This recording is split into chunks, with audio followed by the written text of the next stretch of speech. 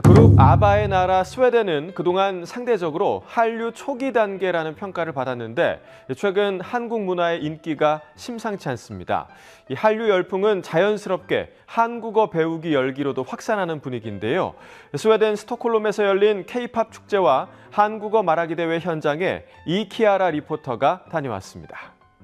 믿기 힘든 일이 벌어졌습니다. 아바의 고향이자 북유럽 감성의 본산이라 불리던 스웨덴 스톡홀름 한복판에서 전 세계 언론이 긴급 속보를 띄웠습니다. 바로 어제 오스카 극장 앞 도로가 새벽부터 마비됐습니다. 그런데 그 끝없는 인파는 아바도 스웨디시 팝도 아닌 한국 K-팝 한 곡에 맞춰 대한민국 국기를 흔들고 있었습니다. 더 놀라운 사실은 그 다음 장면이었습니다. 폴라리스처럼 차가운 스톡홀름 밤 공기를 가르며 수천 명의 북유럽 팬들이 순수 한국어 가사로 완벽한 떼창을 터뜨린 것이죠. 도대체 무엇이 스웨덴을 흔들었을까요? 5월 예선만 150팀, 노르웨이, 덴마크, 핀란드까지 합류한 노르딕 K-팝 페스티벌이 단 하나의 무대에서 글로벌 트렌드 지도를 다시 그려버렸습니다. 축제 열기가 식기도 전에 스웨덴 한국문화원에서는 최초의 한국어 말하기 대회가 열려 10대부터 60대까지 다양한 참가자들이 김치의 감칠맛,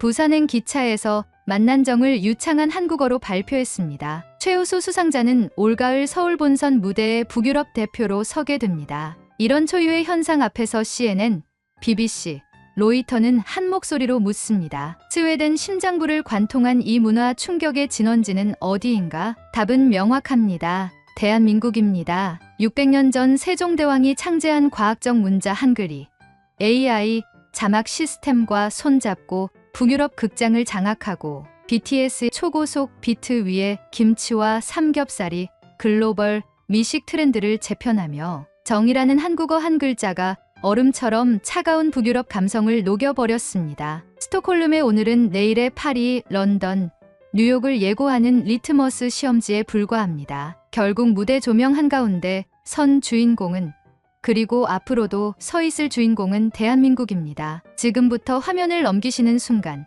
왜 한국이 북유럽을 열광시켰는지, 그리고 왜 이 파장이 세계 문화의 방향타를 바꾸게 될지 눈으로 확인하시게 될 겁니다. 끝까지 시청하시면 여러분도 한국이 중심이다라는 한 문장에 고개를 끄덕이게 될 것입니다. 바로 지금 사연을 들어보겠습니다. 잠깐 1초만 투자해서 좋아요, 구독 눌러주세요. 저는 스웨덴 예테보리 대학교 음악학과 3학년에 재학 중인 엘린 레프스트렘이라고 합니다. 북유럽에서도 제법 남쪽에 위치한 예테보리의 항구 도시에서 나고 자랐지만 마음 한구석에는 늘 저 건너편 세상을 동경하는 불씨가 있었습니다. 처음 K-팝을 들은 것은 고등학교 2학년 때였죠. 친구가 교실 스피커로 아이돌 그룹의 곡을 틀었는데 그 순간 제 귓가를 때린 것은 낯선 언어가 주는 이국적 리듬과 완벽하게 계산된 화음, 그리고 목소리 뒤에 숨어있는 열정이었습니다. 대체 이 사람들은 어떻게 자기 감정을 이렇게 정확히 그리고 화려하게 무대 위에 옮길 수 있을까?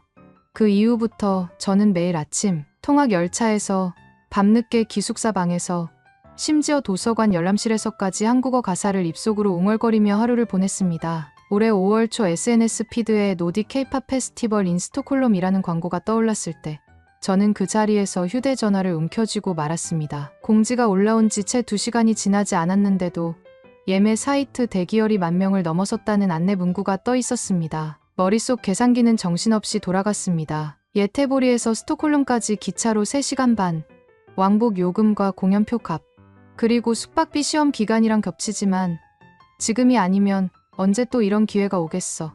결국 저는 학과 조교실에 시험 일정 연기를 정중히 문의하는 메일을 보낸 뒤 알바로 모아둔 통장 잔고를 확인했습니다.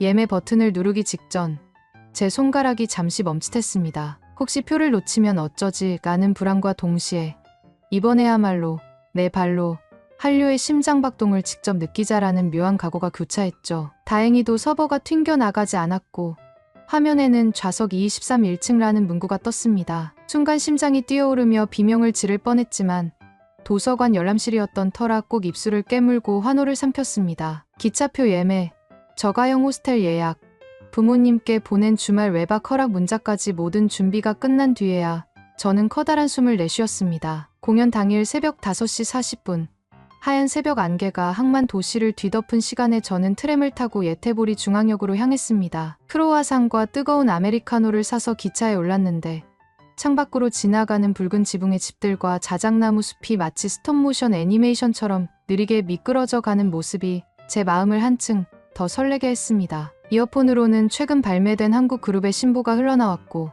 저는 한국어 가사를 또박또박 소리 내어 읽으며 입 근육을 풀었습니다. 오늘 저녁 관객석에서 완벽한 발음으로 후렴구를 따라 부르리라. 정오를 조금 넘긴 시각, 스톡홀름 중앙역은 이미 각국에서 모여든 여행객과 팬들로 북적였습니다. 플랫폼 끝에서 스스로를 노르웨이 오슬로에서 왔다고 소개한 두 자매를 만났는데 그들도 초행길이라며 함께 지도 앱을 켜고 극장을 찾아 나섰습니다. 오스카 극장까지 이어지는 드론님 같은 보행로에는 노릭 K-팝 페스티벌 로고가 인쇄된 커다란 현수막이 곳곳에 붙어 있었고 거리 음악가들은 바이올린으로 한국 드라마 OST를 연주하고 있었습니다. 낯선 도시에서 낯선 언어의 멜로디가 울려 퍼지는 풍경이 믿기지 않을 만큼 비현실적이었습니다. 극장 전면에 도착하니 오후 2시 반, 공연은 저녁 7시에 시작인데 이미 수백 명의 팬이 길게 줄을 늘어뜨리고 있었습니다. 핀란드 투르쿠에서 밤새 버스를 타고 왔다는 10대 소년들은 손수 그린 팬아트를 들고 있었고 덴마크 오르우스에서 온 40대 직장인 부부는 삼각김밥을 나누어 먹으며 한글 읽는 게 이젠 어렵지 않다고 자랑했습니다. 저는 심호흡을 한 뒤 배낭에서 파란색 응원봉을 꺼내 들었습니다. 낯선 이들과 한 목소리로 노래를 부르게 될 것이라는 생각에 가슴이 벌써부터 두근거렸습니다. 줄 사이를 돌아다니며 인터뷰하는 현지 기자가 제게 다가와 물었습니다. 왜 이렇게 먼 길을 와서까지 한국 공연을 보려고 하시나요? 저는 긴장된 목소리를 가다듬고 또렷이 답했습니다. 저는 음악을 공부하는 학생입니다. K-팝을 통해 무대가 사회적 언어를 만드는 힘을 배웠습니다. 오늘은 그 현장을 직접 경험하고 싶어서 왔습니다. 그리고 언젠가는 제 스웨덴어 노래에 한국어 가사를 얹어 무대에 서보는 것이 꿈입니다. 기자가 고개를 끄덕이며 미소 짓자 제 안의 떨림이 조금 가라앉았습니다. 인터뷰 기사가 SNS에 올라오자 친구들이 드디어 K-팝 덕질 인증 완료라며 장난스러운 이모티콘을 보냈습니다. 하지만 저에게 오늘은 덕질을 넘어 스스로의 한계를 시험하는 날이기도 했습니다. 적어도 한국은 한국어 가사를 실수 없이 따라 부르자. 그런 목표를 마음속에 새기며 목소리를 가다듬었습니다. 줄이 극장 안으로 서서히 이동할 때 입구 보안 게이트에서 밝은 미소를 띤 스태프가 한국어 가사집과 야광 손목띠를 나누어 주었습니다. 핸드북 첫 장에는 함께 떼창을 완성해 주세요라는 한글 문장과 작은 QR코드가 인쇄되어 있었습니다. QR코드를 스캔하니 휴대전화 화면에 실시간 가사 자막이 자동으로 표시되는 시스템이었습니다. 기술력도 열정도 정말 대단하군요. 저도 모르게 감탄이 터져 나왔습니다. 이 작은 배려 덕분에 한국어 초급 학습자도 큰 부담 없이 노래를 따라 부를 수 있겠다고 생각하니 왠지 모르게 마음이 따뜻해졌습니다. 좌석 23에 앉아 무대를 바라보니 오케스트라 피트 위쪽에 노릭 K-팝 네온사인이 밝게 빛나고 있었습니다. 바로 그때 공연장 전체가 어둠에 잠기고 스피커에서 전주가 울려 퍼졌습니다. 수천 개의 플래시가 파도처럼 일렁이자 제 머리카락이 곤두서는 듯했습니다. 가슴속 깊은 곳에서부터 쿵 하고 큰 북소리가 울려 퍼지는 기분, 그것이 제가 느낀 첫 실시간 K-팝 콘서트의 진동이었습니다. 곡이 거듭될수록 한국어 후렴구에 맞춰 관객석의 떼창이 커졌고 저는 모국어보다 더 또렷한 발음으로 사랑을 했다. 우리가 만나를 외치고 있었습니다. 옆자리에 덴마크인 여학생이 놀란 표정으로 제게 엄지를 치켜 세웠을 때 저는 거짓말처럼 낯빛이 달아오르며 뛸 듯이 기뻤습니다. 한국어를 제대로 발음했구나. 그 작은 성취감이 온몸을 휘감으며 무대와 객석 사이의 거리가 사라지는 듯했습니다. 공연이 끝나고도 관객들은 좀처럼 자리를 뜨려 하지 않았습니다. 앙코르송이 3곡이나 이어졌고 마지막으로 다 함께 부른 발라드에서는 서로의 어깨에 손을 얹고 휴대폰 플래시를 흔들었습니다. 그 순간 저는 음악이 언어의 장벽을 무너뜨린다는 말을 몸으로 이해했습니다. 그리고 제 마음 깊은 곳에서 작은 목소리가 속삭였죠. 듣고 따라 부르기만으로는 부족해. 이제는 한국어로 직접 이야기하고 내 이야기를 나누고 싶어. 극장 밖으로 나오니 북유럽의 5월 밤 공기가 살짝 차가웠지만 제 이마에는 땀이 송골송골 맺혀 있었습니다. 오슬로 자매, 핀란드 소년들, 덴마크 부부와 연락처를 교환하고 SNS에 즉석 사진을 올리며 다시 한번 다짐했습니다. 한국어 말하기 대회가 있다면 주저하지 말고 도전해보자. 별빛이 흐르는 스톡홀름 밤하늘 아래 저는 티켓, 지갑 속 공연표를 꼭 쥔 채 예태보리로 돌아가는 새벽 기차 시간표를 확인했습니다. 열차 출발까지 2시간이 남아 있었지만 마음만큼은 이미 다음 무대 저 자신의 목소리로 한국어를 들려줄 무대를 향해 달려가고 있었습니다. 스톡홀름의 찬 공기를 헤치고 새벽 1시 45분 기차에 몸을 실었을 때 제 귀에는 여전히 공연장의 함성이 맴돌고 있었습니다. 객차 창문에 비친 제 얼굴은 들뜬 표정 그대로였고 가슴은 북처럼 두근거렸습니다. 기차가 예태보리 중앙역에 도착하자 하늘은 이미 물비늘 같은 새벽빛으로 밝아지고 있었습니다. 그 밝음 속에서도 저는 잠들 수 없었습니다. 공연장에서 느낀 음성의 경류가 제 안을 떠나지 않았기 때문입니다. 호스텔 방에 짐을 풀자마자 노트북을 켰습니다. 한국어 말하기 대회 스웨덴이라고 검색창에 타이핑하니 스웨덴 한국문화원 사이트가 맨 위에 떴습니다. 제1회 스웨덴 한국어 말하기 대회 참가자 모집, 마감까지 나흘, 발표 주제 내가 만난 한국의 매력, 분량 3분 스피치. 그 순간 마음속에서 클릭음이 들렸습니다. 아, 이거다. 마감까지 얼마 남지 않았지만 저는 그 길로 참가 신청서를 작성했습니다. 접수 버튼을 누른 뒤에야 손끝이 부들부들 떨린다는 걸 알았습니다. 정말 할 수 있을까요? 라는 속삭임이 저를 흔들었지만 곧이어 공연장의 떼창이 기억 속에서 다시 울렸습니다. 무대 위에서 발음이 완벽했잖아. 이제 한 발 더 내디뎌야지. 다음 날 강의가 끝나자마자 도서관으로 달려가 세미나실 한쪽에 스스로 한국어 코너를 만들었습니다. 공연표, 응원봉끈, QR 가사집, 그리고 제가 줄 서며 끄적인 메모를 한 장씩 스크랩북에 붙였습니다. 그것이 저 스스로에게 건 약속의 증표였습니다. 스크랩북 첫 장에는 이렇게 적었습니다. 한국어를 듣는 언어에서 전하는 언어로 바꾼다. 2025년 5월 18일, 엘린. 그날부터 아침 7시에 알람이 울리면 저는 기상과 동시에 거울 앞에서 한국어 발음 연습을 했습니다. 버선발로 뛰어나오다, 정신이 넘치다, 따뜻한 김밥. 처음엔 입이 잘 안 벌어져 쌍비읍, 쌍지읍 같은 겹자음이 어설펐고 어와 오도 헷갈렸습니다. 하지만 입꼬리를 귀 옆까지 올리며 소리를 내니 서서히 혀의 위치가 잡히기 시작했습니다. 일주일 뒤 학교 국제교류처 게시판에서 한국 교환학생 한국어 튜터 구직이라는 쪽지를 발견했습니다. 발신자는 인하대학교 교환학생 박민수 씨였습니다. 저는 바로 연락을 취했습니다. 엘린 씨, 저도 북유럽 문화가 궁금했는데 이렇게 만나서 반갑습니다. 민수 씨는 스웨덴어 인사까지 준비해 두었고 저는 그 세심함이 무척 따뜻하게 느껴졌습니다. 우리 둘은 매주 수요일 저녁 8시 기숙사 커멀룸에 회의실을 예약해 링컨 룸이라 이름 붙였습니다. 링컨 전 대통령이 거울 앞에서 연설을 연습했다는 일화를 본뜬 명칭이었죠. 첫 만남에서 저는 대회 원고 초안을 민수 씨에게 보여드렸습니다. 제목은 부산행 기차에서 만난 김밥 한 줄의 온기. 원고를 읽던 민수 씨가 웃으면서 고개를 끄덕였습니다. 전체 흐름은 좋지만 씁니다와 요 체계를 섞지 않으셨으면 좋겠어요. 그리고 고마웠습니다. 대신 고마웠어요로 어미 높낮이를 맞추면 더 자연스럽습니다. 그날 밤 저희는 하프라인이 끊어질 때까지 유음, 미과, 유성파 여름 덜의 차이를 연습했습니다. 저는 종이에 고맙다를 10번 쓰고 그 옆에 고마웠다를 또 10번 써서 입 모양과 혀끝 위치를 비교했습니다. 민수 씨는 스웨디셔보다는 혀를 뒤로 덜 굴리면 좋아요라며 노트북 화면, 속발음 영상을 보여주었습니다. 하루는 기숙사 복도에 엘린, 새벽 5시에 왜 부산행 외치니? 라는 메모가 붙었습니다. 저는 민망했지만 웃음이 나왔습니다. 언젠가부터 새벽 연습이 루틴이 되었고 복도 끝 창문을 열어두고 발음을 내면 차가운 공기가 목구멍을 씻어주는 듯했습니다. 그때마다 저는 눈을 감고 실제 부산역 플랫폼을 상상했습니다. 김밥에서 풍기는 참기름 냄새, 빨간 차표를 확인하던 영무원의 목소리, 그리고 많이 드세요라고 말해주시던 아주머니의 손짓 모든 장면이 생생해졌습니다. 문제는 대회 이틀 전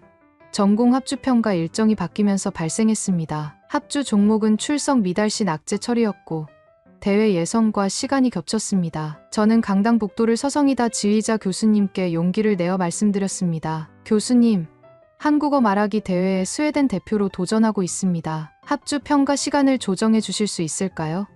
음악적 경험을 넓히기 위한 중요한 기회라 생각합니다. 교수님은 잠시 생각하시더니 엘린, 내가 그 열정으로 무대에서 연주한다면 우리 연주회에도 긍정적 시너지가 될 거야. 내 파트 리허설을 새벽 세션으로 옮기마 라고 허락해 주셨습니다. 저는 감사 인사를 올리며 마음속으로 또 하나의 장벽이 무너지는 소리를 들었습니다. 대회 전날 스톡홀름 한국문화원 리허설실에서 마이크 테스트가 있었습니다. 대기실에 들어서니 저와 비슷한 또래의 참가자들이 각자 발음을 확인하고 있었습니다. 핀란드 출신 야코 씨는 한글 받침은 북극 한파보다 차갑다고 농담을 했고, 노르웨이 오슬로 대학생 시그린 씨는 한복 저고리를 곱게 차려입고 원고를 외우고 있었습니다. 서로 다른 배경이었지만 우리는 같은 언어로 긴장을 나누고 있었습니다. 무대에 올라 조명을 받자 저는 숨이 턱 막혔습니다. 빈 객석임에도 조명이 눈을 찌르듯 밝았습니다. 리허설 감독님이 발음이 작으면 뒷줄까지 안 들립니다라고 지적하시자 저는 네, 알겠습니다를 또박또박 외쳤습니다. 무대 끝에 서서 심호흡을 3번 하고 원고의 첫 문장을 내뱉었을 때 지난 몇 주간의 새벽 연습이 혀끝을 단단히 받쳐주는 걸 느꼈습니다. 리허설을 마치고 대기실로 돌아오는 복도에서 시그린 씨가 제 어깨를 툭 치며 속삭였습니다. 엘린, 방금 발음 정말 좋았어. 특히 정 한 글자를 그렇게 부드럽게 소리 내기 힘든데 그 칭찬 한마디에 제 등 뒤로 감정 같은 열기가 퍼졌습니다. 저는 시그린 씨의 손을 덥석 잡고 내일 우리 둘 다 무사히 무대에서 빛나길 바라요라고 답했습니다. 호스텔로 돌아온 시간은 밤 11시. 저는 휴대용 노트북을 열어 마지막 문단을 다듬었습니다. 민수 씨가 메시지로 보내준 문장 호흡 표시에 따라 쉼표 위치를 고치고 어미를 다시 맞추었습니다. 새벽 1시쯤 허기가 찾아와 24시간 운영 한식 푸드트럭을 찾았습니다. 김치 볶음밥 한 그릇을 받아 들고 거리 의자에 앉아 첫 숟가락을 뜨자 맵고 따뜻한 맛이 심장까지 데워주는 듯했습니다. 부산행 기차에서 느낀 온기를 내일 무대에서도 전하자라는 생각이 불덩이처럼 솟구쳤습니다. 대회 당일 아침 문화원 뒤편 정원에는 흰 라일락이 만개에 있었습니다. 저는 핸드폰 셀카 모드로 제 수트를 정돈하며 마지막 발음 확인을 했습니다. 김밥, 부산행, 감사합니다. 심사위원 소개가 끝나고 제 순서가 호명되자 무대 뒤 커튼이 조용히 열렸습니다. 조명이 켜지고 관객석에서 기대 어린 숨소리가 들려왔습니다. 저는 단정히 허리를 숙였습니다. 그리고 첫 문장을 꺼내기 전 마음속으로 조용히 외쳤습니다. 들리는 한국어에서 이제는 말하는 한국어로 이 무대의 3분이 제 평생을 바꾸게 해주세요. 커튼이 완전히 열린 순간 저는 호흡을 고르며 마이크를 단단히 쥐었습니다. 스톡홀름 오스카 극장에서 느꼈던 그 진동이 이번에는 제 목소리를 통해 객석으로 흘러나갈 차례였습니다. 무대 정중앙에서 마이크를 잡은 순간 객석 조명이 거의 꺼지고 오직 제 앞 스포트라이트만이 환히 켜졌습니다. 뺨으로 느껴지는 조명의 온기가 심장박동과 같은 박자였고 숨을 들이켤 때마다 핀 조명의 먼지 입자들이 눈앞에서 반짝였습니다. 저는 마치 방금 전까지 외운 모든 문장을 깜빡 잊어버린 듯 얼어붙었습니다. 엘린, 연습 때 수십 번 읊었잖아. 괜찮아. 첫 음절만 내뱉으면 흐름을 탈 거야. 스스로에게 암시를 주며 또 한 번 복식 호흡을 했습니다. 안녕하세요. 저는 예테보리에서 온 엘린 레프스트램이라고 합니다. 첫 문장이 의외로 또렷하게 나오자 안도의 숨이 저절로 새어나왔습니다. 그 짧은 인사 뒤로 객석에서 조용한 숨소리가 일제히 들려왔습니다. 심사위원석에 앉아 계신 스웨덴 항공문화원 원장님은 눈빛으로 괜찮다는 신호를 주셨고 저는 고개를 한번 끄덕인 뒤 원고의 본론으로 들어갔습니다. 저는 부산행 기차 안에서 김밥 한 줄을 받았습니다. 그 한 줄이 저를 여기로 데려왔습니다. 목소리가 조금 떨렸지만 확실히 관객석으로 흘러가는 게 느껴졌습니다. 제 이야기는 고작 2년 전 여름으로 거슬러 올라갔습니다. 교환학생 프로그램 사전 견학으로 부산에 도착했던 날, 낯선 기차 안에서 점심을 놓친 저에게 옆 좌석 할머니가 많이 먹으라며 김밥 한 줄을 내밀어 주셨습니다. 간단한 영어조차 통하지 않았지만 할머니의 미소만으로도 김밥 맛이 몇 배는 따뜻했습니다. 저는 그 온기를 정이라는 단어 하나로 설명하며 북유럽의 개인주의적 안온함과 대비해 나갔습니다. 그 순간 저는 알지 못하는 언어로도 마음을 전할 수 있다는 사실을 깨달았습니다. 하지만 동시에 이렇게 생각했습니다. 언젠가 한국어로 직접 감사 인사를 전하고 싶다. 그 바람이 오늘 저를 한국어 말하기 대회 무대에 세웠습니다. 관객석 여기저기에서 고개가 까딱이며 동의하는 모습이 보이자 저는 마디씩 끊어 읽기로 표시했던 원고의 호흡을 정확히 따라갔습니다. 달리 길지 않은 3분이었건만 두 번째 단락을 끝내자 숨이 차올라 가슴이 들썩였습니다. 처음으로 청중의 눈과 제대로 마주치니 조명에 반사된 관객석의 눈빛이 호수 위 물결처럼 흔들렸습니다. 한국의 정은 기차에서 만난 김밥뿐만이 아니었습니다. K-팝 공연장에서 낯선 언어로도 함께 떼창을 하며 느낀 울림, 길거리 포장마차에서 따뜻하니 손 녹이세요라고 건네주신 어묵 국물 한 모금, 그리고 오늘 이 자리에서 저를 응원해 주시는 여러분의 시선까지도 다 정입니다. 세 번째 단락은 한국어 학습 여정에 대한 짧은 고백이 이어졌습니다. 저는 새벽 트램 종점에서 혼자 입 모양을 연습하다가 트램 기사에게 음악 연습입니까? 라는 오해를 받았던 일. 쌍비읍과 피읍 사이에서 혀끝이 넘어가야 하는 절묘한 시점을 찾느라 입술이 저려왔던 일. 그리고 정자를 부드럽게 발음하려고 민수 씨와 함께 복도 끝을 울렸던 순간들을 유머를 섞어 전했습니다. 예상치 못한 곳에서 관객들이 웃음을 터뜨렸고 저 역시 웃으며 말을 이어갔습니다. 이제 제가 하고 싶은 말은 단 하나입니다. 부산행 기차에서 김밥을 건네주셨던 할머니께 비록 지금 이 자리에 계시지는 않지만 정말 감사합니다. 이 대목에서 저는 숨을 길게 들이쉬고 허리를 굽혀 90도로 인사했습니다. 이 인사로 무대 조명이 컷되고 마지막 윙거벨 소리가 홀 안에 울렸습니다. 끝났다. 가슴이 철렁하며 스포트라이트가 꺼졌고 다시 객석 조명이 들어오는 동안 제 다리는 스펀지처럼 힘이 빠졌습니다. 무대를 내려오자 대기실에서 기다리던 민수 씨와 시그린 씨가 동시에 달려와 제 어깨를 부여잡았습니다. 엘린, 정 한마디가 그렇게 매끄러울 줄 몰랐어요. 민수 씨가 흥분한 목소리로 말했고 시그린 씨는 나는 김밥 이야기에서 눈물이 핑 돌았어라며 제 손을 마주잡았습니다. 저는 좀 전에 무슨 얘기를 했는지도 잘 기억이 안 나요라며 헛웃음을 지었지만 온몸은 차오르는 열기로 달아올라 있었습니다. 대회에 참가한 20명의 발표가 끝나자 문화원 강당은 다시 조용해졌습니다. 심사위원 5분께서 채점표를 들고 별실로 들어가셨고 대기실 모니터에는 심사 중이라는 글자만 떠 있었습니다. 그 30분이 제 인생에서 가장 긴 시간처럼 느껴졌습니다. 일부 참가자들은 끝나서 후련하다며 초콜릿을 나누어 먹었지만 저는 오히려 목이 타들어갔습니다. 얼음물 한 컵을 연거푸 들이켜도 갈증이 가시지 않았습니다. 드디어 결과 발표. 우리는 다시 무대 위에 줄지어 섰습니다. 문화원 원장님이 흰 봉투를 들고 나타나셨습니다. 최우수상은 예태보리대학교 엘린 레프스트램 씨.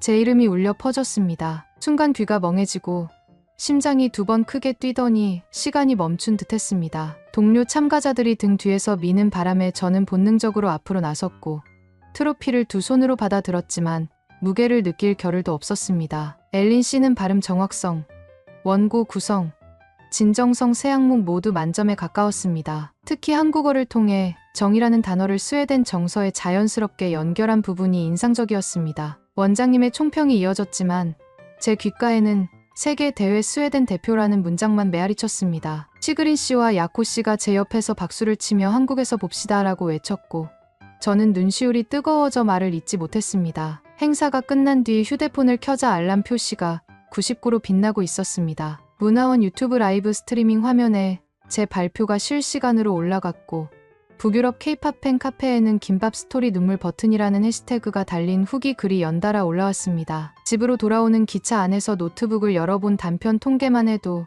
조회수 12만, 좋아요 8,000개, 댓글 1,300개였습니다. 부모님께 영상통화를 걸자 아버지는 엘린, 과제 몰아서 하다가 밤새는 것만 줄여주면 더 좋겠다고 농담하셨고 어머니는 김밥 할머니에게 꼭 편지라도 쓰면 좋겠다라며 기뻐하셨습니다. 동생은 누나, 이제 학교 식당 메뉴로 김치볶음밥 좀 넣어달라고 외쳐라며 웃었습니다. 예태보리로 돌아와 강의실에 들어가니 음악과 친구들이 즉석 축하 연주를 준비해 두었습니다. 피아노가 갱남 스타일, 전주를 휘파람으로 연주하자 다들 빵 터졌고 저는 어색하지만 벅찬 웃음 속에서 친구들 한 명 한 명과 포옹했습니다. 지휘자 교수님은 합주평가 점수를 아끼지 않을 테니 한국 본선 준비에 매진하라고 어깨를 두드려 주셨습니다. 집으로 돌아와 책상에 앉자 비로소 트로피 무게가 실감났습니다. 기차에서 대충 열어본 이메일 중 하나에는 제21회 세계 한국어 말하기 대회 조직위원회라는 제목이 있었고 10월 둘째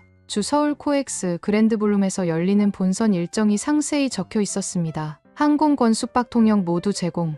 단 주제는 한국어로 전하고 싶은 나의 문화로 확장되었고 발표 시간도 5분으로 늘어났습니다. 트로피 옆에 부산행 기차표 사진, 할머니와 김밥 셀카가 인쇄된 책갈피, 그리고 공연장 가사집을 줄지어 놓고 바라보니 머릿속이 복잡했습니다. 이제는 제 문화, 스웨덴의 이야기를 한국어로 풀어내야 한다는 설렘과 부담이 동시에 몰려왔습니다. 그날 밤 저는 만년필을 꺼내 새 스크랩북 첫 페이지에 이렇게 적었습니다. 한국의 정을 받았습니다. 이제 스웨덴의 라곰라금을 한국어로 전하겠습니다. 2025년 6월 15일 엘린. 두 번째 여정을 준비해야 할 시간이었습니다. 제 손끝에는 아직 공연장 플래시의 잔상이 남아 있었고 귀에는 할머니의 많이 드세요 한마디가 선명했습니다. 긴 여름 해가 막 지고 예태보리의 새벽바람이 창문을 파고들었습니다. 저는 김밥 향이 밴 수첩을 품에 안고 다시 한번 발음 연습을 시작했습니다. 서울 김포공항 활주로에 착륙한 순간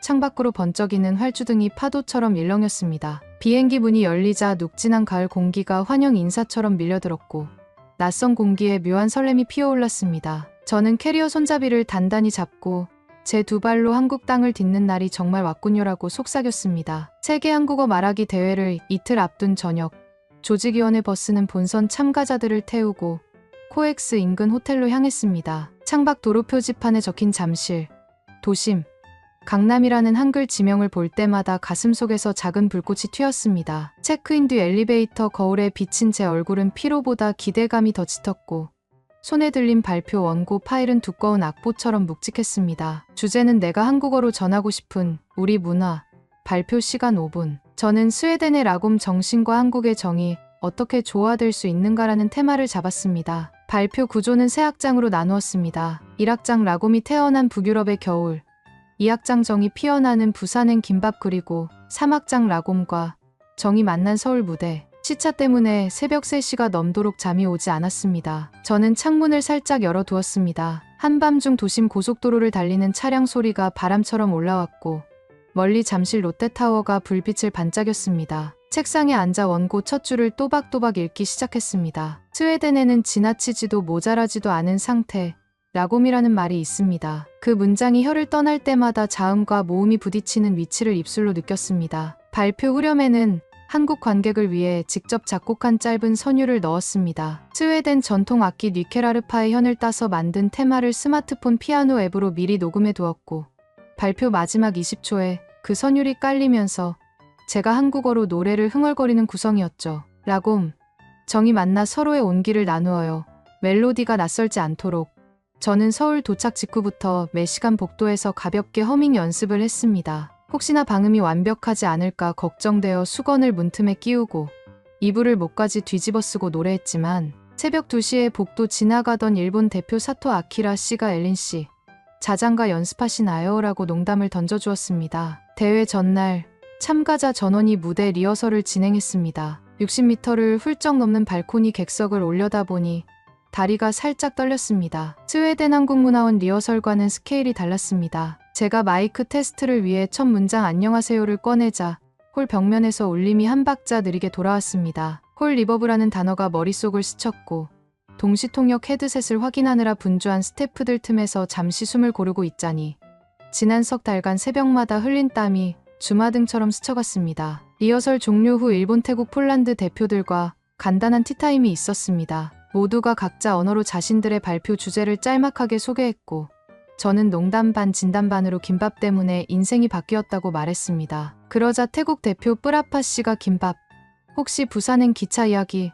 라며 눈을 반짝였습니다. 스톡홀름 대회 영상 클립이 아시아권 SNS에서 회자되었다고 했습니다. 저는 그 순간 제 사연이 북유럽 국경을 넘어 이미 누군가의 마음에 스며들었다는 사실에 놀라면서도 책임감을 느꼈습니다. 대회 날 아침 5시 강남 하늘에도 가을 별이 희미하게 남아 있었습니다. 새벽 공기를 마시며 호텔 옥상 정원에 서니 도시가 아직 잠들어 있는 듯 조용했습니다. 저는 손바닥에 라곰과 정이라는 한글 두 글자를 번갈아 써보았습니다. 얼핏 비슷해 보이지 않지만 두 단어는 사람과 사람 사이의 거리를 말한다는 점에서 통했습니다. 라곰은 나를 지키며 타인을 존중하는 적당한 거리, 정은 적당한 거리를 넘어 마음을 나누는 따뜻한 손길. 이 두 개념을 연결해 한국 청중에게 설득력 있게 전달하는 것이 제 발표 목표였습니다. 6시가 되자 호텔 조식당이 문을 열었고 저는 간단히 스크램블드 에그와 샐러드를 먹었습니다. 일반적으로 공연 전에는 커피를 삼가지만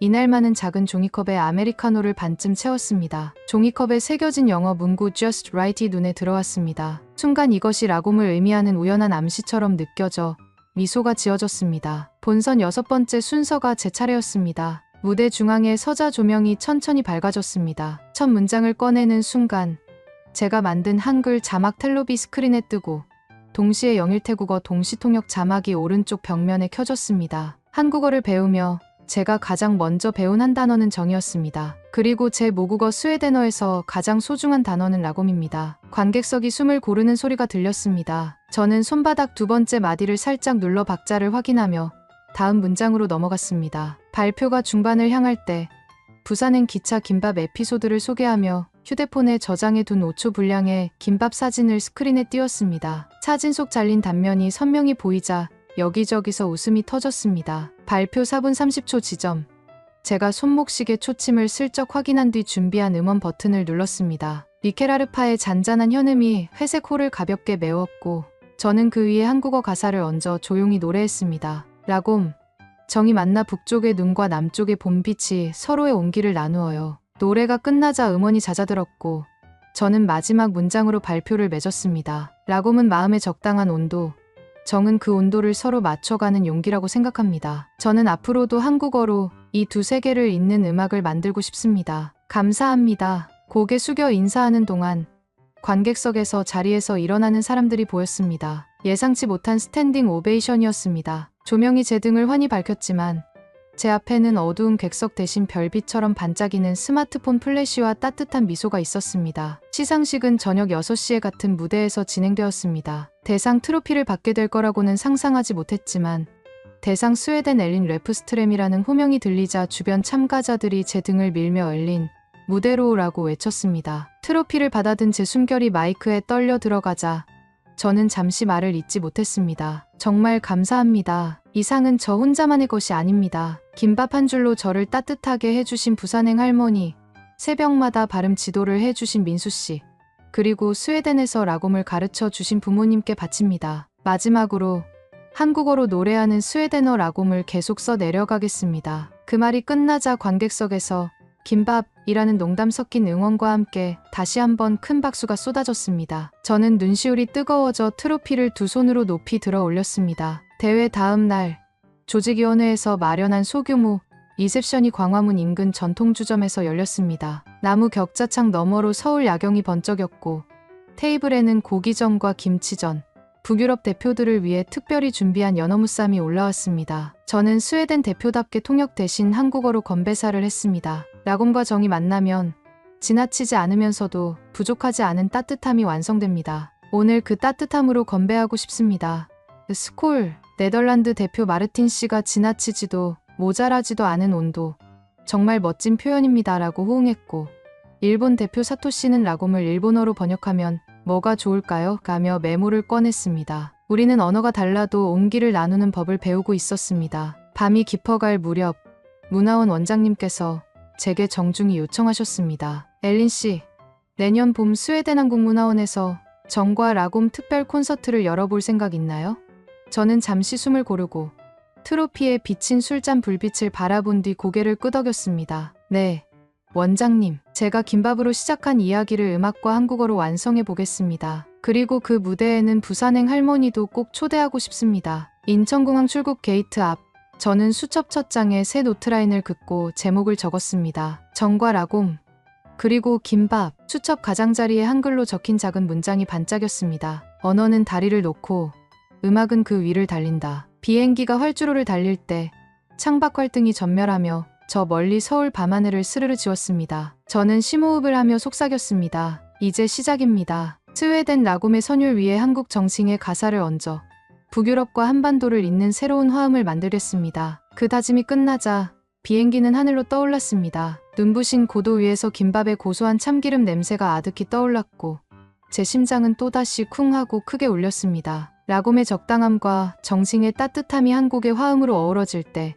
세계는 조화가 무엇인지를 다시 배웁니다. 제가 받은 김밥 한 줄의 온기, 그리고 서울 무대에서 마주한 수천 개의 플래시 조명은 이렇게 말하고 있습니다. 한국은 스스로를 자랑하기보다 당신을 자랑스럽게 만들어주는 나라라고요. 그러니 오늘 이 이야기가 끝나더라도 당신의 일상 속 작은 순간들을 한국어의 다채로운 자음과 모음으로 곱씹어 보시길 바랍니다. 그 순간마다 전통과 혁신이 겹쳐 빚어낸 따뜻하면서도 담대한 한국의 얼굴이 떠오를 것이고 당신은 분명 다시 한번 고개를 끄덕이며 속삭이게 될 것입니다. 그래, 한국을 안다는 건 곧 내가 더 넓은 세상을 사랑할 준비가 되었다는 증거야. 여러분은 북유럽에서 피어난 한류와 라곰과 정칭이 어우러진 이 이야기 어떻게 느끼셨나요? 댓글로 여러분의 생각과 공감 포인트를 들려주시면 감사하겠습니다. 영상이 도움이 되셨다면 구독과 좋아요, 그리고 알림 설정까지 눌러주셔서 앞으로도 함께 한국의 매력을 깊이 탐험해보아요.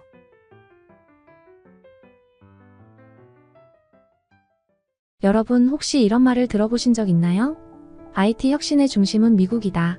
특히 실리콘밸리에서 모든 기술 혁신이 시작되고 다른 나라는 그저 뒤따라간다는 이야기 말이죠. 많은 사람들이 미국을 IT 혁신의 선두주자이자 상징으로 떠올립니다. 실리콘밸리와 MIT 같은 세계적인 기관들이 워낙 유명하니까요. 물론 이 말이 완전히 틀렸다고 할 수는 없습니다. 실리콘밸리에서 인공지능 AI, 빅데이터, 클라우드 컴퓨팅과 같은 기술들이 발전한 것도 사실이죠. 그런데 여러분, 만약 이게 세상의 전부가 아니라면 어떨까요? 과연 IT 혁신의 중심은 미국뿐일까요? 오늘은 그런 믿음을 굳게 갖고 있던 한 사람의 이야기를 들려드리겠습니다. 주인공은 미국 MIT에서 IT를 연구하며 가르치던 마이클 브라운 교수입니다. 미국이 IT 혁신의 중심이라고 확신했던 그가 한국에서 경험한 놀라운 일들을 여러분께 들려드리려고 해요. 자, 그럼 본격적으로 이야기를 시작해볼까요? 영상 시작 전에 구독과 좋아요 꼭 눌러주시면 더 좋은 영상 제작에 큰 힘이 됩니다. 마이클 브라운 교수는 MIT에서 수년간 연구와 강의를 이어온 인물로 IT 산업의 최전선에서 활동하고 있었습니다. 그는 미국의 실리콘밸리를 전 세계 혁신의 심장으로 여겼고 미국만이 진정한 IT 혁신을 이끌 수 있다고 굳게 믿었죠. 그는 종종 자신의 학생들에게 이렇게 말하곤 했습니다. IT 산업에서 가장 중요한 것은 창의성입니다. 그리고 그 창의성은 미국에서만 발현될 수 있습니다. 왜냐하면 미국은 실패를 두려워하지 않는 나라니까요. 실리콘밸리의 문화는 실패 속에서 혁신이 탄생하는 곳입니다. 다른 나라는 이 점에서 우리를 절대 따라잡을 수 없어요. 마이클 교수는 미국이 IT 혁신의 중심이고 한국과 같은 나라들은 그저 기술을 빠르게 받아들이는 것에 불과하다고 생각했습니다.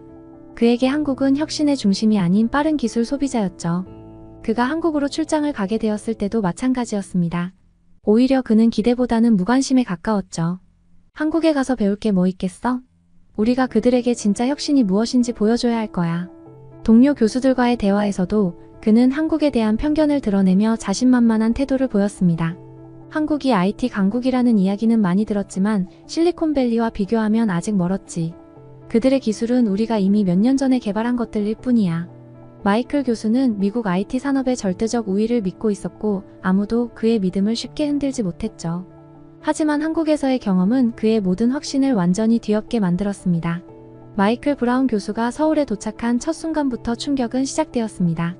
그가 예상했던 한국은 그저 기술을 받아들이는 나라였지만 인천국제공항에서 그가 마주한 것은 완전히 달랐습니다. 스마트한 공항 시스템, 자동화된 출입국 심사, 그리고 무인 운영 시스템까지 모든 것이 놀라웠습니다. 특히 공항 내에서 제공되는 초고속 인터넷과 편리한 안내 시스템은 마이클이 전에 보았던 그 어떤 공항과도 비교할 수 없을 만큼 첨단이었죠. 처음에는 그 자신을 이렇게 위로하려 했습니다. 그래도 이 정도는 미국에서도 볼 수 있는 수준이야. 공항은 공항일 뿐 이걸로 한국의 기술 수준을 판단할 순 없어. 하지만 속으로는 자신이 한국을 너무 과소평가한 게 아닐까 하는 생각이 들기 시작했습니다. 공항에서의 경험은 그저 표면적인 것일 뿐이라 믿었지만 그의 편견은 서서히 흔들리기 시작했죠. 공항에서 나온 마이클은 동료들이 추천해준 한국의 택시 호출 앱을 사용해보기로 했습니다. 그는 이미 미국에서 다양한 택시 앱을 사용해봤지만 한국의 앱은 훨씬 더 직관적이고 정확한 정보를 제공했습니다. 예상 소요 시간과 요금, 그리고 차량 정보까지 모두 깔끔하게 한눈에 확인할 수 있었죠. 택시에 올라타 서울 도심으로 향하는 길, 마이클은 창밖을 바라보며 한국의 첨단 IT 기술이 일상 속에 깊숙이 자리 잡고 있다는 사실을 깨닫기 시작했습니다. 거리마다 디지털 광고판, 모든 것이 스마트폰으로 통제되는 편리함, 그리고 지하철에서도 끊기지 않는 초고속 인터넷은 그를 놀라게 했습니다. 그는 속으로 생각했습니다. 미국에서도 IT 기술은 빠르게 발전하고 있지만 이렇게 일상 속에서 실시간으로 체감할 수 있는 수준은 아니야. 한국의 일상적인 풍경 속에 녹아든 IT 기술이 그가 생각했던 것보다 훨씬 앞서 있다는 사실을 깨달으며 마이클의 마음속에 있던 미국 우월주의는 조금씩 금이 가기 시작했습니다. 다음 날 마이클은 삼성 본사를 방문하게 됩니다. 그는 삼성이 단순히 미국 기술을 모방하는 기업에 불과하다고 생각했지만 그가 마주한 삼성의 기술력은 그의 예상을 완전히 뒤엎었습니다. 특히 반도체와 스마트폰 분야에서 삼성이 이룬 성과는 그야말로 세계 최고 수준이었죠. 삼성 임원들은 그에게 삼성의 독자적인 기술 개발 과정과 성장 이야기를 들려주었습니다. 삼성은 미국의 기술을 모방하는 것이 아니라 오히려 자체적인 기술 혁신을 통해 글로벌 시장을 선도하고 있었습니다. 마이클은 그들의 설명을 들으면서 그동안 자신이 가졌던 생각이 얼마나 편협했는지 깨달았습니다. 이건 우리가 했던 걸 단순히 모방한 게 아니야. 오히려 우리가 그들을 따라잡아야 할지도 몰라. 마이클은 삼성에서의 경험을 통해 한국이 단순히 기술을 빠르게 받아들이는 나라가 아니라 독창적인 기술력으로 세계를 이끌고 있는 나라라는 사실을 받아들이기 시작했습니다. 삼성 본사에서 받은 충격이 채 가시기도 전에 마이클은 LG 연구소를 방문하게 되었습니다. 그는 LG 역시 삼성을 따라가는 기업일 뿐이라고 생각했지만 그곳에서 만난 스마트홈 기술은 그의 예상을 완전히 깨부수었습니다. LG의 스마트홈 시스템은 단순히 가전제품을 스마트폰으로 제어하는 수준을 넘어 집 전체가 하나의 스마트 생명체처럼 학습하고 사용자의 생활을 최적화하는 기술이었죠. 사용자의 일정을 분석해 출근 시간에 맞춰 커피를 준비하고 퇴근 시간에는 집안 온도와 조명을 자동으로 조절하는 기술은 그가 생각했던 것보다 훨씬 진보된 개념이었습니다. 처음에 마이클은 내심 이렇게 생각했습니다. 정말 이렇게까지 발전할 필요가 있을까?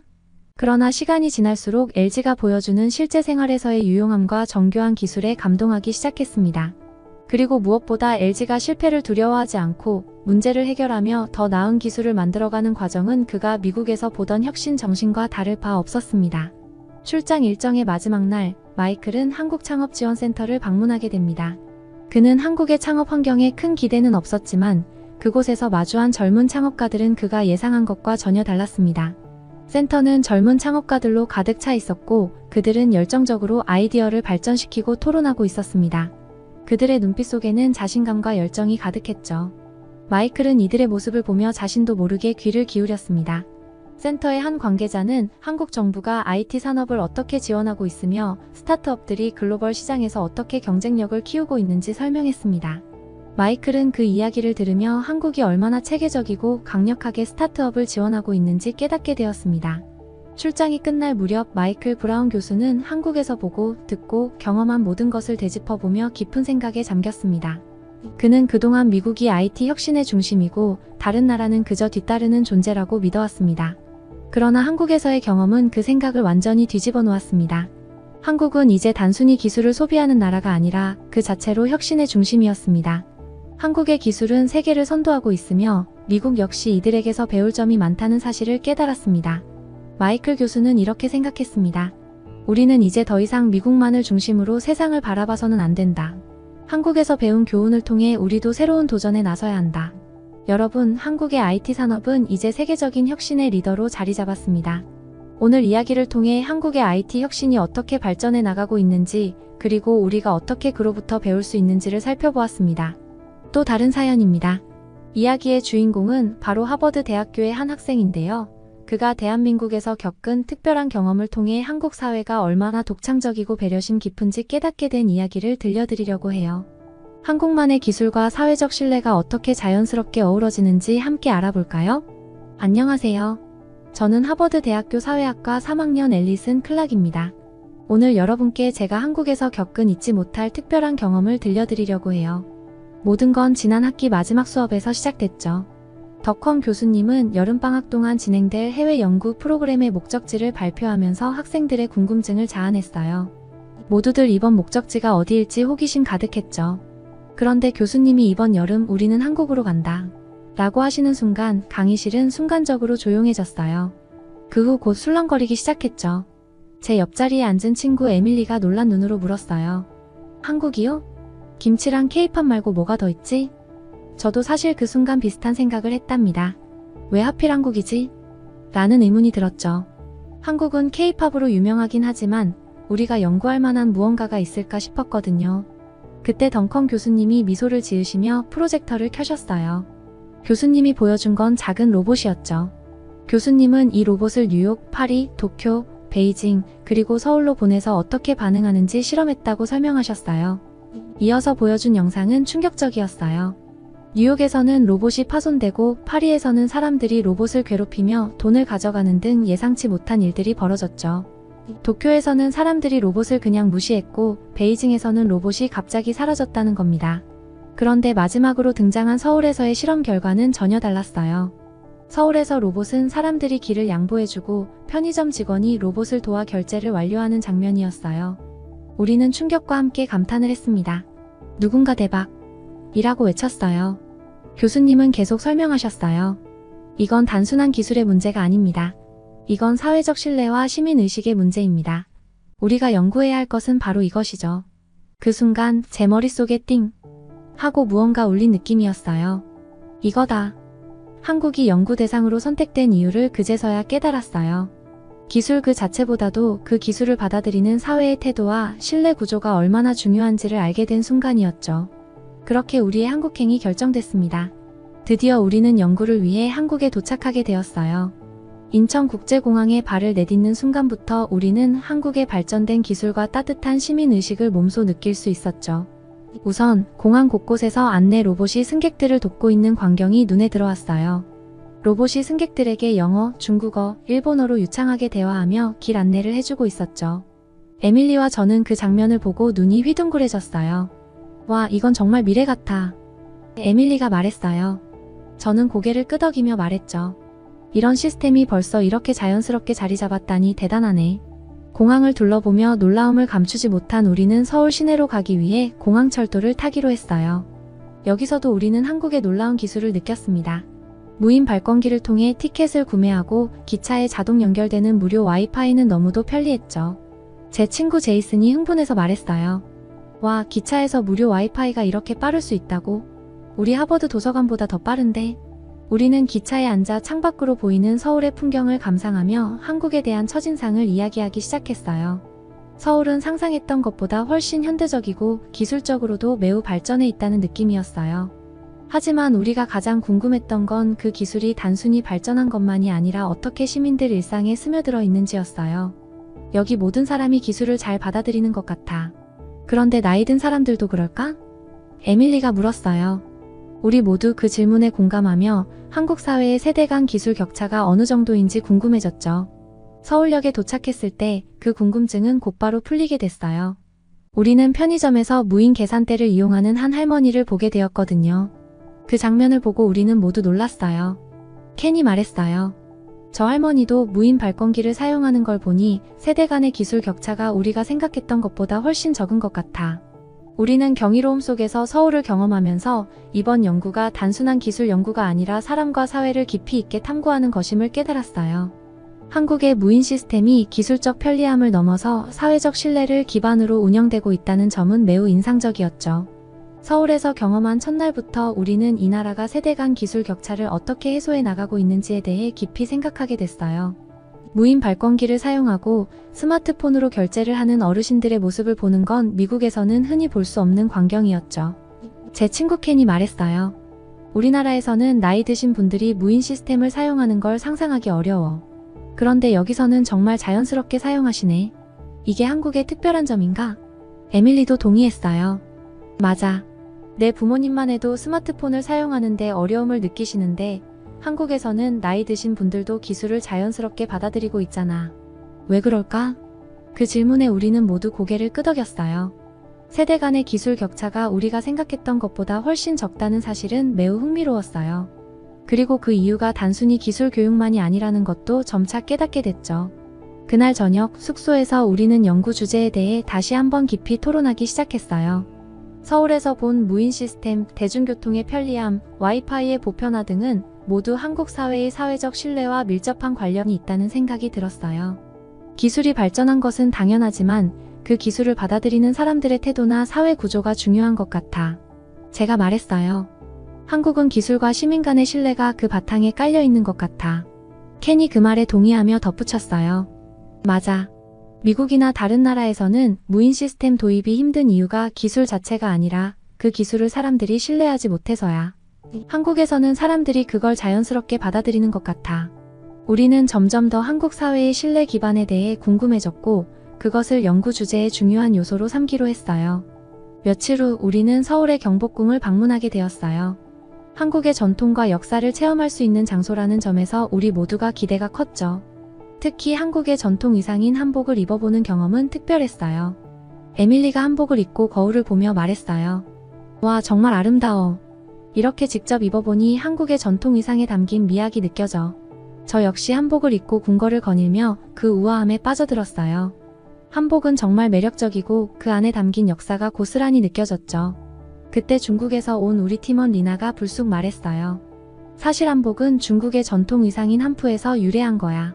한국은 우리 의상을 그대로 가져다 쓴 거지. 그 말에 우리는 모두 당황했어요.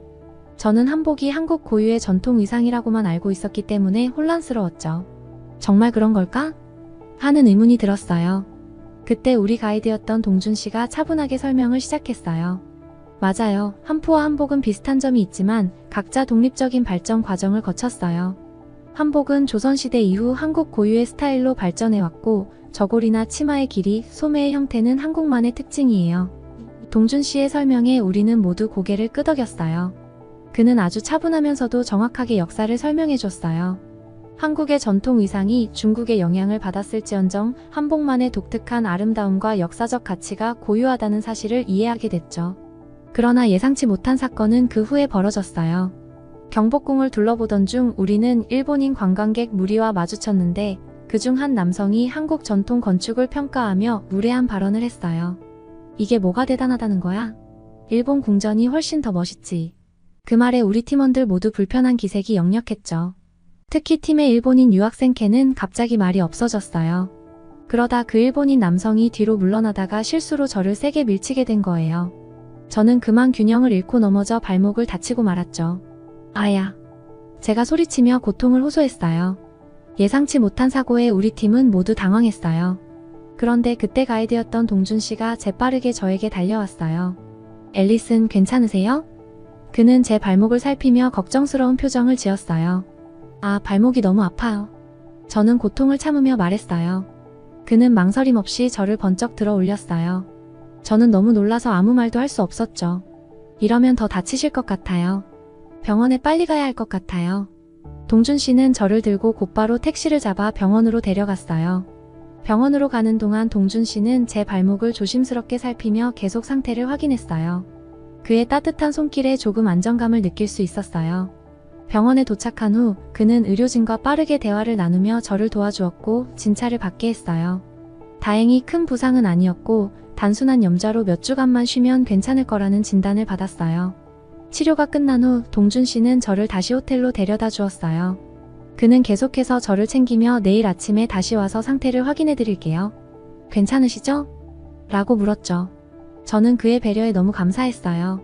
정말 고마워요, 동준 씨. 이렇게까지 신경 써주시다니. 동준 씨는 환하게 웃으며 대답했어요.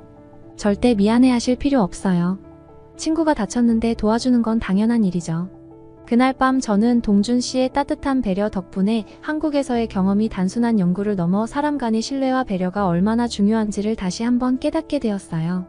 한국에서의 마지막 날, 동준 씨가 다시 찾아와 저를 공항으로 배웅해줬어요. 그가 마지막으로 제게 작은 한복 모양의 열쇠고리를 건네주며 말했어요. 앨리슨, 이걸 보면서 한국에서의 추억을 잊지 않길 바라요. 저는 그 열쇠고리를 받아들며 미소를 지었어요. 이번 한국에서의 연구는 그저 학문적인 성과를 위한 것이 아니었어요. 한국에서의 경험은 사람 간의 신뢰와 배려가 얼마나 중요한지를 가르쳐준 소중한 시간이었죠. 특히 동준 씨와의 인연은 이 모든 것들을 상징해주는 소중한 기억이 되었어요. 한국은 단순히 기술적 발전만이 아니라 그 기술이 어떻게 사람들 사이에서 신뢰와 따뜻한 배려 속에서 작동하는지를 보여준 나라였어요. 그리고 그 안에서 만난 사람들은 모두 소중한 인연으로 남게 되었죠. 이번 한국에서의 연구는 단순한 기술 연구가 아니었어요. 그 속에서 사람과 사람 간의 신뢰와 배려가 어떻게 기술과 융합되는지를 배웠습니다. 그리고 한국은 그 모든 요소들이 자연스럽게 어우러진 나라였어요. 동준 씨와의 특별한 인연은 저에게 한국을 더욱 특별하게 기억하게 만들었어요. 이번 연구는 단순한 학문적인 성과를 넘어서 삶을 바꿔놓을 만한 경험이 되었답니다. 여러분도 언젠가 한국에서 저처럼 특별한 사람을 만나고 한국의 따뜻한 신뢰와 배려를 경험할 날이 오기를 바랍니다. 여러분, 오늘 이야기를 통해 대한민국이 단순히 기술을 소비하는 나라가 아닌 세계적인 혁신의 리더로 자리 잡고 있다는 사실을 깨닫게 되셨나요?